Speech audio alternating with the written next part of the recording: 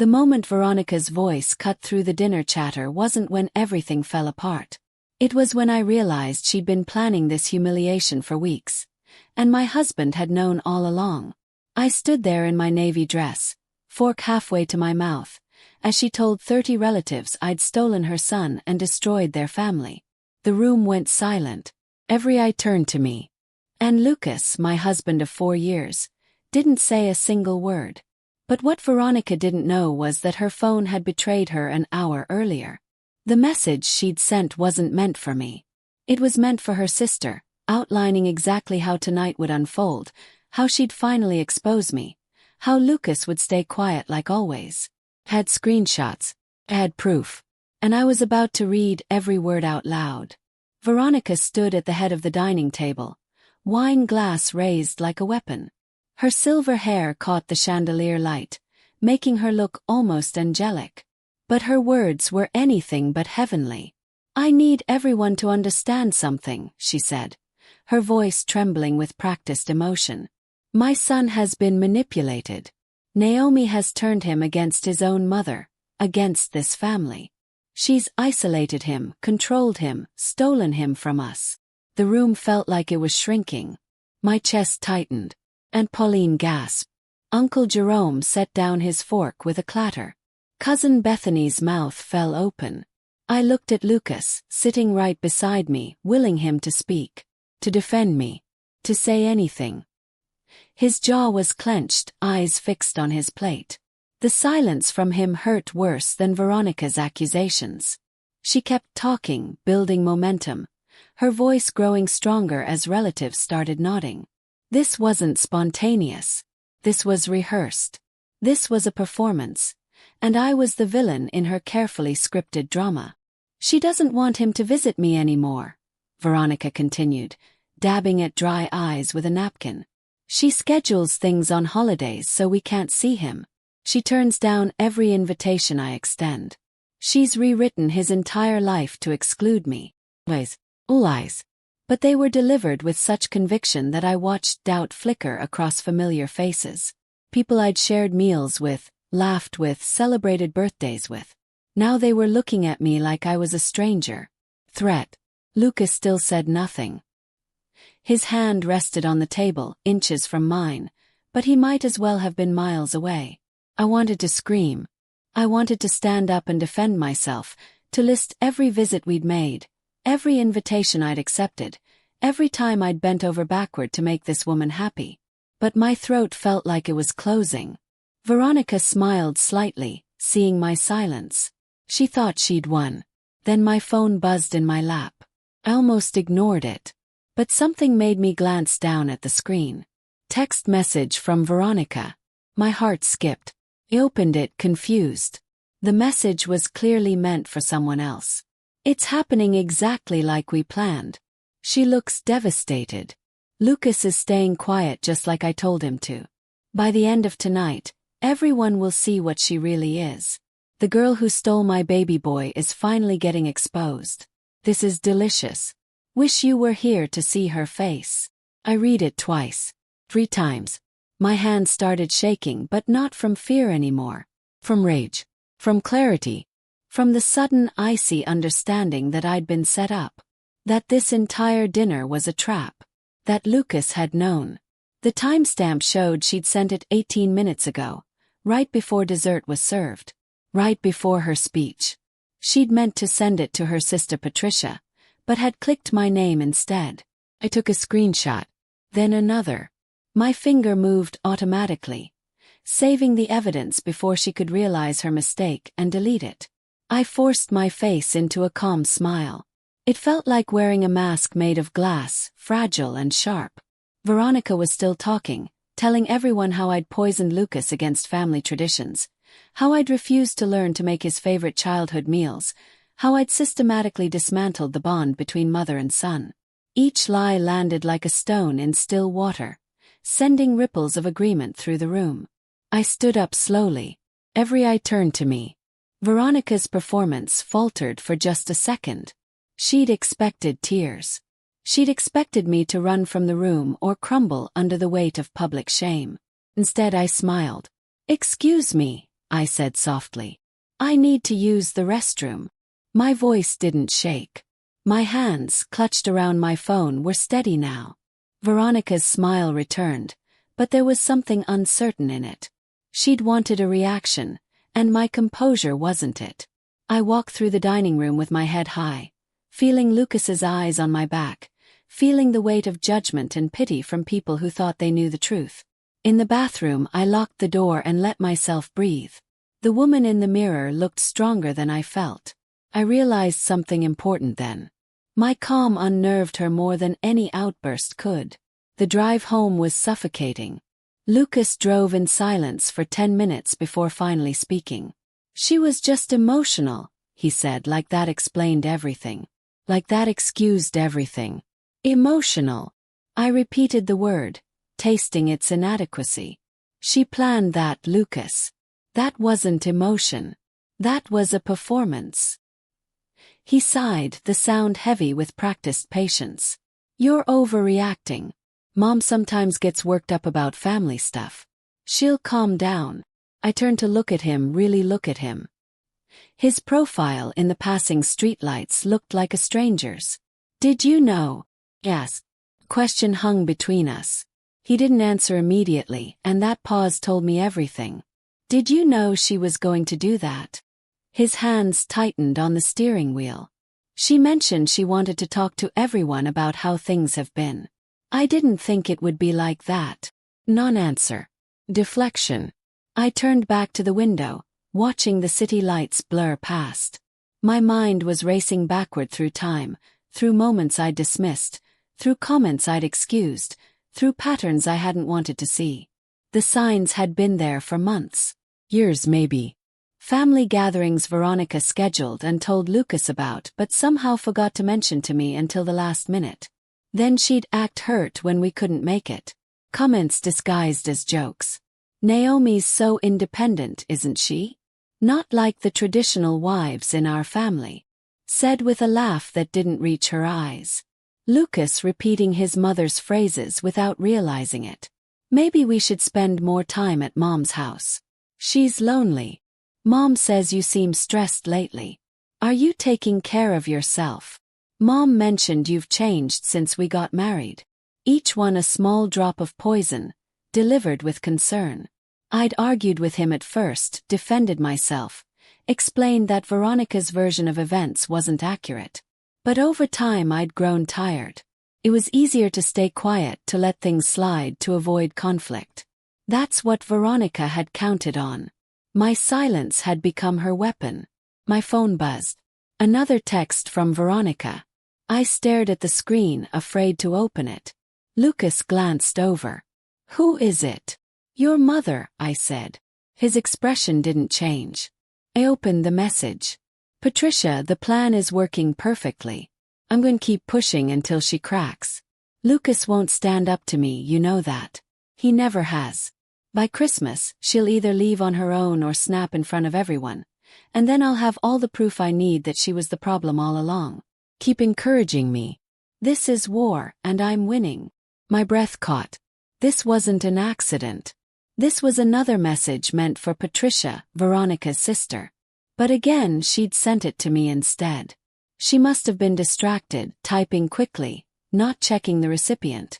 I screenshotted immediately. Then I opened my phone's file system and created a new folder.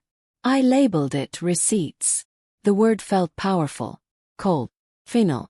I saved both screenshots there, along with older messages I dismissed as odd but not malicious.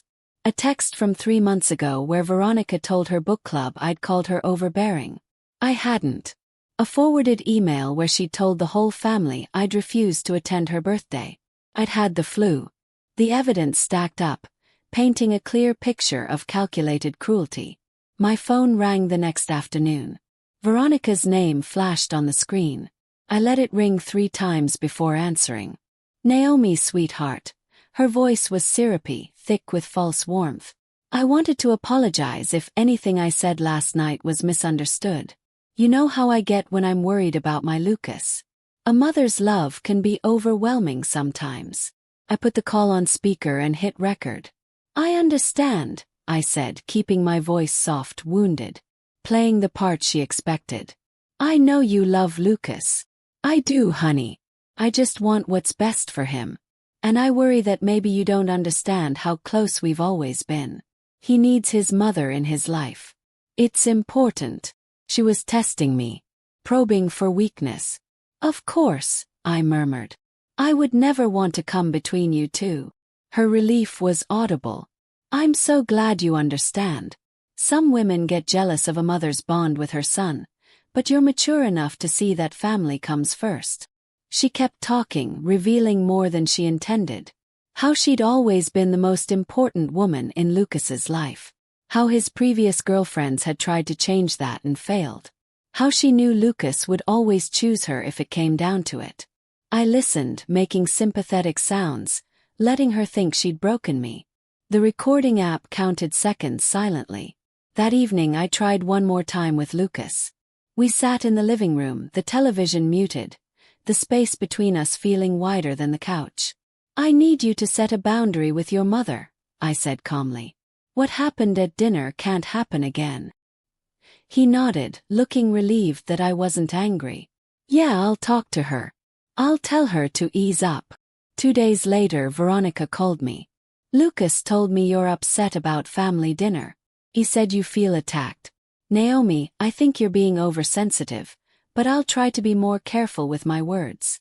My blood ran cold. He told her everything. Every word of our private conversation, delivered straight back to his mother. I was fighting 2 battles, not one. That night I stopped confiding in Lucas. When he asked if I was okay, I smiled and said I was fine. When he suggested visiting his mother on Sunday, I agreed without argument. When Veronica texted asking about Thanksgiving plans, I responded politely. I became pleasant, cooperative, invisible, and I watched, listened. I documented everything. 3 weeks later, another family gathering was announced. Veronica's annual pre-Thanksgiving dinner. The invitation came through the family group chat, tagged with her signature string of heart emojis. Lucas assumed we'd go. I agreed immediately, my enthusiasm catching him off guard. Really? You're okay with it? Of course, I said. She's your mother. It's important. He looked relieved, grateful. He had no idea I'd spent the last 3 weeks preparing. Not emotionally, strategically. I'd printed the screenshots, organized them chronologically. I'd saved voicemails where Veronica's tone shifted from sweet to venomous. I'd documented every lie, every manipulation, every time Lucas had chosen her comfort over my dignity. The folder on my phone had grown thick with evidence. I knew Veronica would try something at this dinner. She always escalated. It was her pattern. Push until I react, then use my reaction as proof that I'm unstable. But this time I wouldn't react. This time I'd respond. With facts. With proof. With her own words read back to her in front of the same audience she'd used to humiliate me. The whisper campaign started before the dinner even happened. Aunt Pauline called Lucas, concerned. Your mother mentioned Naomi's been having some trouble. Emotional stuff. Is everything okay? Lucas looked at me, confused. What's she talking about? I knew exactly what Veronica was doing. Planting seeds. Building a narrative. By the time Thanksgiving rolled around, the story was everywhere. Veronica told her hairdresser I was controlling. The hairdresser told her daughter. The daughter was friends with Lucas's cousin. Cousin Bethany mentioned to Uncle Jerome that she'd heard I'd been acting strangely. Jerome told his wife, who told Aunt Pauline, who called Veronica to express concern. The circle was complete. Veronica could point to all these worried relatives as proof that people were noticing problems with me.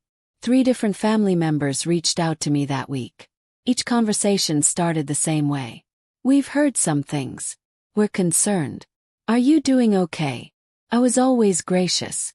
Always calm. I appreciate you checking on me. I'm doing well.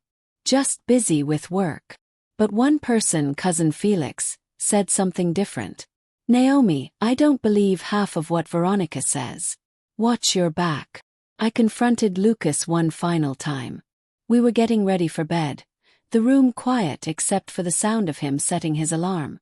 I need to know something, I said. If your mother and I are both in the water drowning, who do you save? He laughed uncomfortably. That's not a fair question. Answer it anyway. His silence stretched out.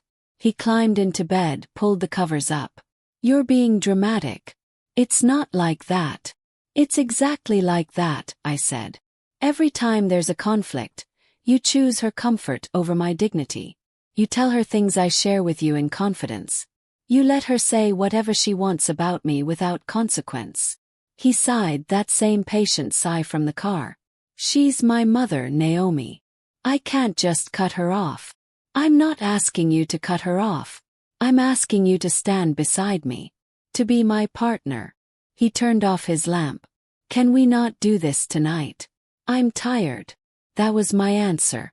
In his exhaustion, in his avoidance, in his choice to sleep rather than fight for us, he told me everything I needed to know. I lay awake beside him, feeling the distance between us like a canyon. The emotional detachment I'd been fighting finally settled over me like armor. Cold, protective, permanent. The day of the pre-Thanksgiving dinner arrived. I dressed carefully, choosing a deep emerald dress that made me look confident, pulled together.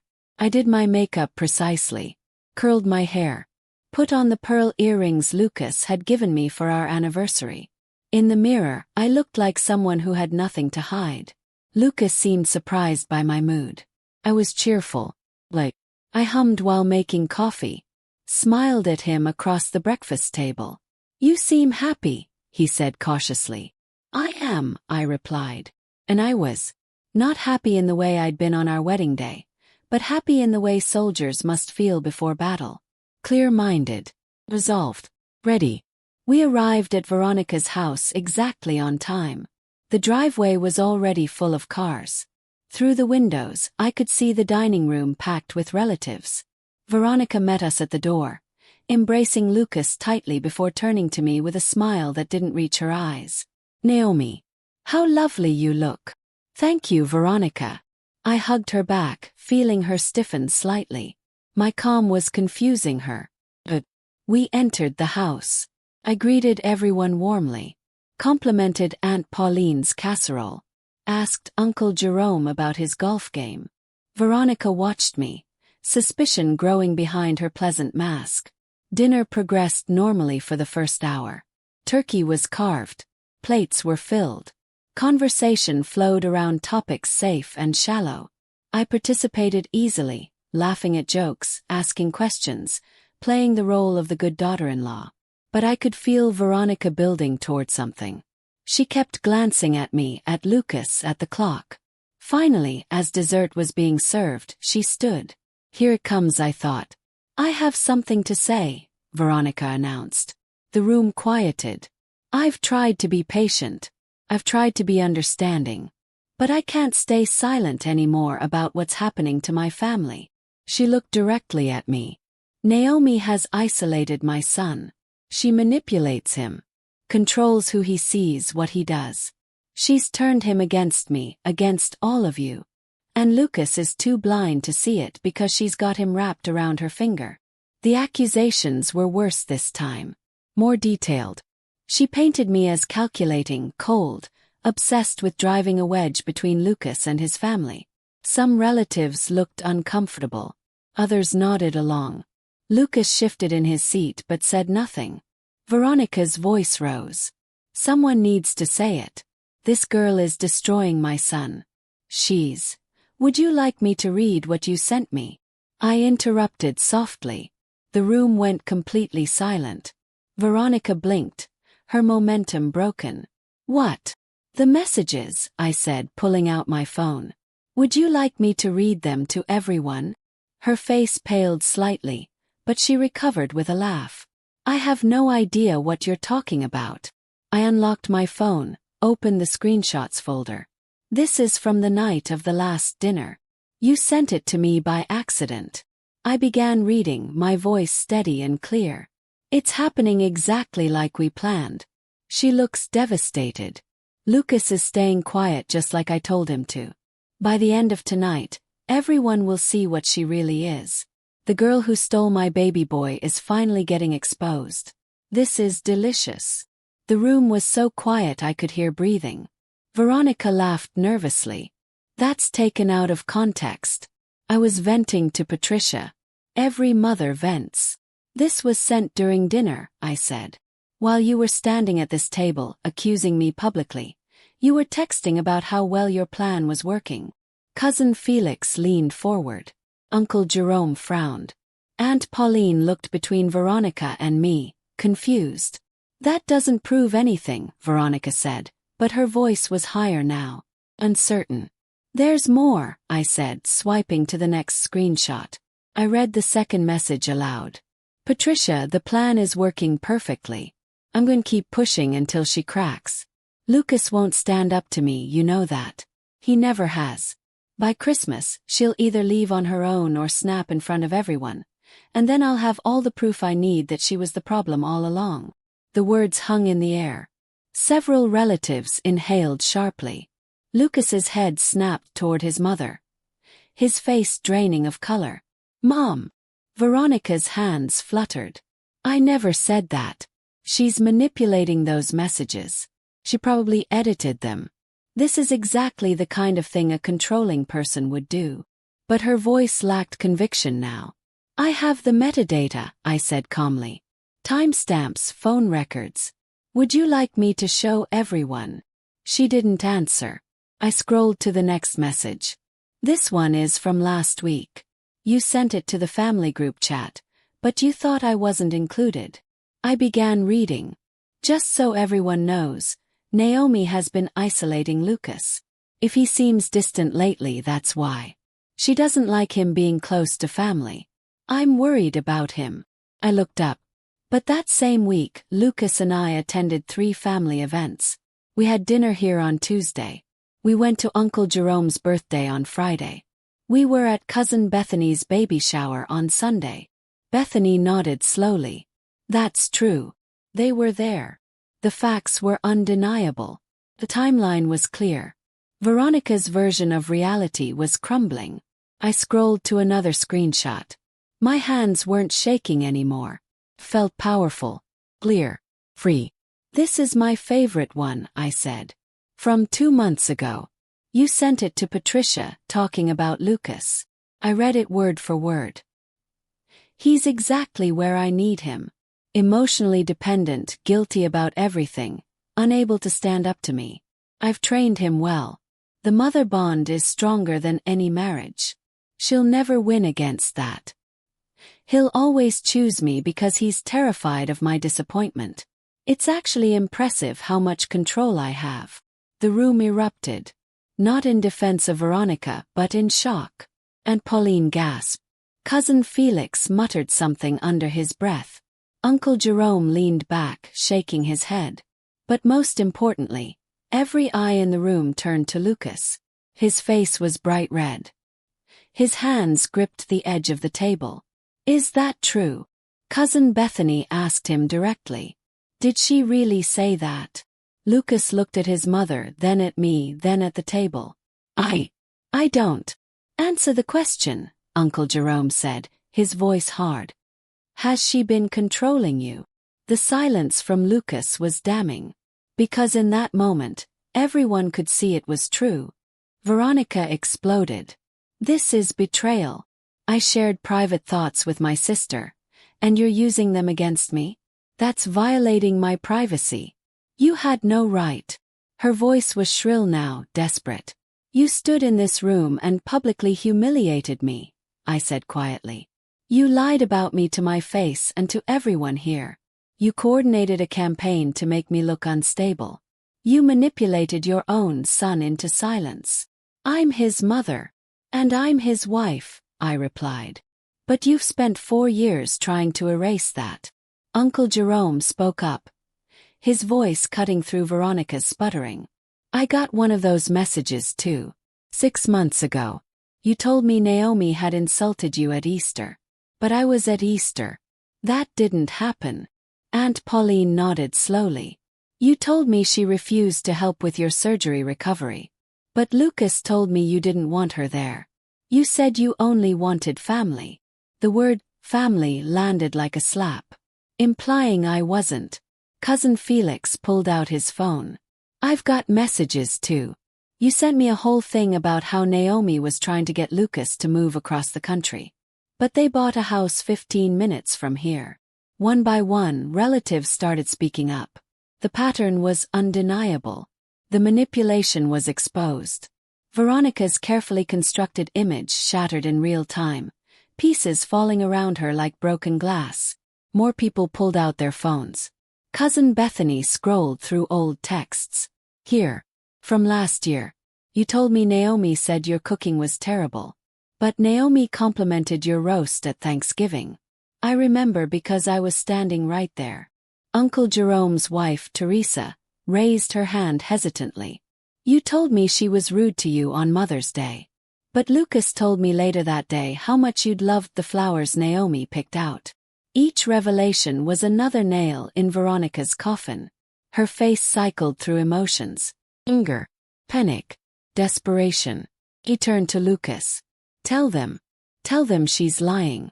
Tell them about all the times she's been disrespectful. All the holidays she's ruined. Lucas stared at his plate. Mom.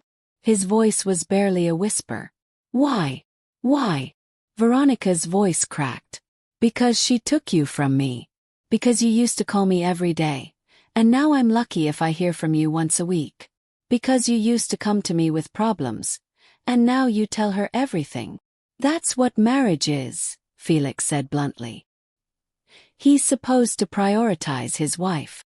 Not over his mother, Veronica shot back. The room went silent again, everyone absorbing that statement. The core of her belief laid bare.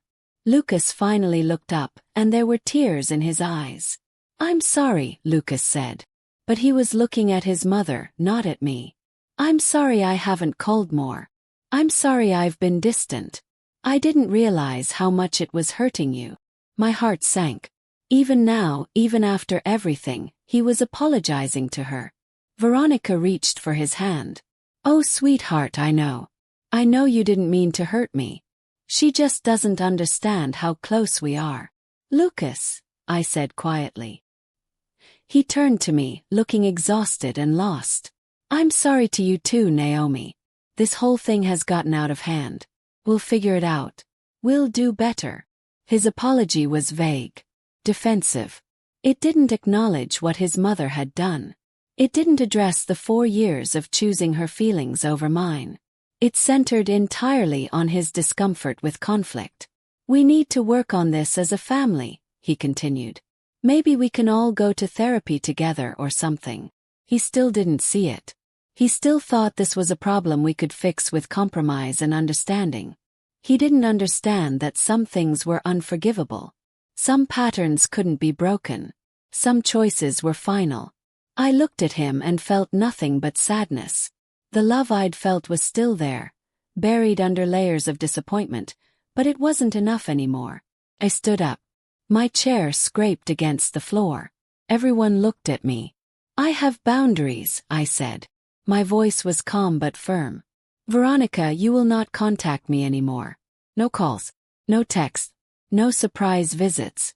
If you want to communicate something to Lucas, you do it directly with him, not through me. Veronica's mouth fell open. You can't tell me I can't speak to. I can tell you what I will accept in my life, I interrupted. And I will not accept being lied about, manipulated, or publicly humiliated. Turn to Lucas. And you need to decide what kind of marriage you want. One where your wife is your partner and priority, or one where your mother directs every decision and I'm just an accessory. But you can't have both anymore. Tears were streaming down Veronica's face now. Lucas, don't let her do this. Don't let her take you away from me. He looked torn, pulled between us like a rope in a tug of war. This isn't taking him away, I said. This is asking him to grow up. The room was still. No one moved. No one spoke. Picked up my purse. I'm going to stay somewhere else for a while. Lucas, when you're ready to have a real conversation about our marriage, about boundaries, about being an actual partner, call me. But until then, I need space." Veronica grabbed Lucas's arm. "Stop her. Don't let her leave. Lucas, please." Lucas stood up. For a moment I thought he might follow me. Might finally choose us over the comfortable dysfunction of his family. He took a step toward me. Then stopped. Looked back at his mother, who was crying openly now. Looked at the relatives watching him. The weight of expectation, of guilt, of decades of conditioning held him in place. "Naomi, wait," he said. "Can we talk about this at home? In private?" "No," I said simply. This needed to be public because she made it public. And I needed everyone to see what's really happening. I walked toward the door. Lucas didn't follow. He stood frozen in the middle of the dining room, caught between the woman who raised him and the woman he married, unable to move in either direction. That was his choice. His answer. Veronica was saying something to him. Her voice urgent and pleading. I didn't stop to listen. I walked out of that house with my head high, carrying my evidence, my dignity, and my self-respect. The cold November air hit my face as I stepped outside. My car was parked at the end of the driveway. I didn't run. I didn't rush. I walked with purpose, every step taking me further from a family that had never truly accepted me and a husband who had never truly defended me. 3 weeks passed. Lucas texted every day at first. Long messages about how much he loved me, how we could work through this, how his mother had promised to do better. I didn't respond. Then he called. Left voicemails. His voice sounded tired, overwhelmed. The family is falling apart, he said in one message. Mom isn't speaking to half of them. Everyone's taking sides. Thanksgiving was awful. Christmas is going to be worse. Good, I thought. Let them feel the consequences. Through mutual friends, I heard pieces of what was happening. Veronica had become isolated. Her manipulation exposed. Her credibility destroyed. Relatives who'd once hung on her every word now questioned everything she said. Some stopped inviting her to gatherings. Lucas was drowning without me there to buffer his mother's behavior, to smooth over conflicts, to manage relationships. He'd never realized how much emotional labor I'd been doing. Felix texted me. The family drama is insane. But you did the right thing. Everyone sees it now. Even Aunt Pauline reached out. I'm sorry I didn't see what was happening sooner. You deserved better from all of us. The vindication felt hollow. I'd been right, but being right didn't fix the years of hurt. Lucas asked to meet. I agreed, choosing a coffee shop downtown. Neutral territory. He looked terrible when he walked in. Unshaven, dark circles under his eyes, shirt wrinkled. He slid into the booth across from me. I miss you, he said immediately. I sipped my coffee. Waited. I've been thinking about everything. About what you said. About what Mom did. You were right. I should have stood up for you sooner. Okay, I said. I want to try again. Real therapy. Just us, no family involved. I want to learn how to be better. What about your mother? He asked. He hesitated. She's struggling. But I've set some boundaries. I told her she can't talk about you anymore. I told her the messages were wrong. But you're still talking to her regularly, I said. It wasn't a question. She's my mom, Naomi. I can't just cut her off completely. There it was. The line he wouldn't cross. I understood then that he would never fully choose. He would always be caught between us, trying to please everyone, succeeding at pleasing no one. I hope you find peace, I said. I really do. But I can't go back to being invisible in my own marriage. I stood up. He reached for my hand. Please. You made your choice that night, I said gently. When you hesitated. When you looked back. That was your answer. I left him sitting there. It hurt, but it was a clean hurt. A necessary hurt. 6 months later, I was sitting in my new apartment.